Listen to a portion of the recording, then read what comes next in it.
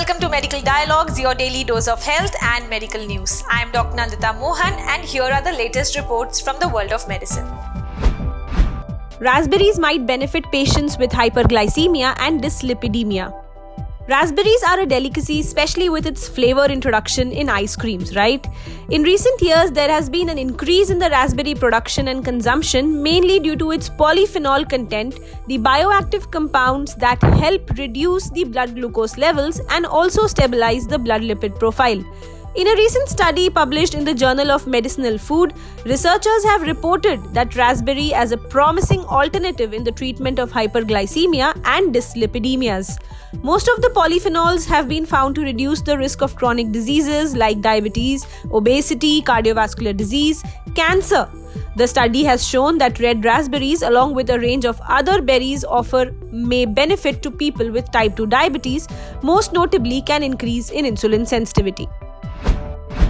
Myopia onset below 10 years in kids tied to risk of high myopia.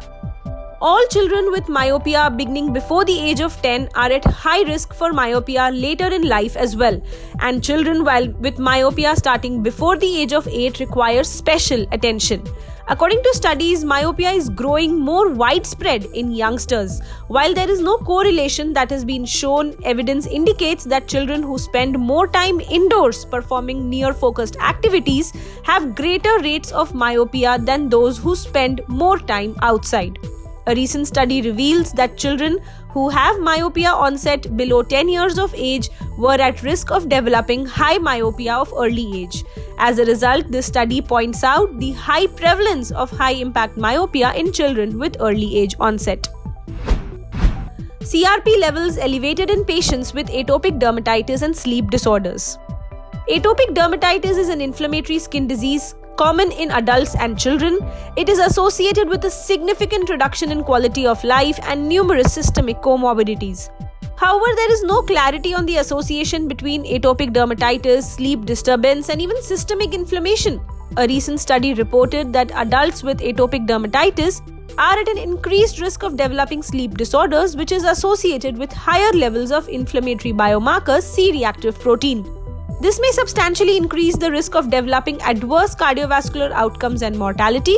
The researchers concluded this elevation in C-reactive protein may contribute to the systemic inflammatory impact on atopic dermatitis and also increase the risk of cardiovascular diseases. Therefore, the physicians are recommended to screen for these sleep-related comorbidities in all atopic dermatitis patients. Epileptic seizure frequency decreases in kids treated with whole plant medicinal cannabis. Use of medicinal cannabis for treating childhood epilepsies has been accumulating since the 1800s, but there's not much recent scientific evidence on the effectiveness of whole plant cannabis extracts. Whole plant cannabis includes tetrahydrocannabinol, the main active ingredient of the plant that is responsible for the characteristic high associated with recreational use, plus cannabidiol, other neuroactive cannabinoids, and molecules even such as terpenes. It was observed that epileptic seizure frequency fell by an average of 86% among children treated with whole plant medicinal cannabis, according to the research published in the BMJ Pediatrics Journal. Hence, medicinal cannabis can be considered for epileptic seizures. That's all for today. Stay safe. Never miss a medical update from Medical Dialogues.